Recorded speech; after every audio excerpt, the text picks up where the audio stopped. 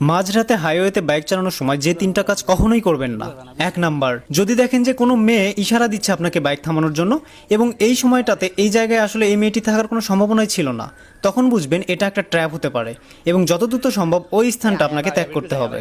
দ্বিতীয়ত, যদি দেখেন যে রাস্তার মাঝে কোনো ফোন পড়ে আছে এবং সেটিতে ফ্ল্যাশ লাইট জ্বলছে, এরকম সিচুয়েশন দেখলে ভুলেও বাইক ব্রেক করবেন না, এটাও কিন্তু এক ধরনের ট্র্যাপ। তৃতীয়ত, যদি দেখেন যে আপনার পাশ দিয়ে কোনো গাড়ি বা বাইক যাচ্ছে এবং আপনাকে ইশারা দিচ্ছে বাইকটা থামানোর জন্য, তখন ভুলেও বাইকটা থামাবেন না। যত দ্রুত সম্ভব সেই স্থান আপনাকে ত্যাগ করে লোকালয়ের দিকে যেতে হবে অথবা ওভারকাম করে চলে যেতে হবে। মাঝরাতে হাইওয়েতে বাইক চালানোর সময় যে তিনটা কাজ কখনোই করবেন না।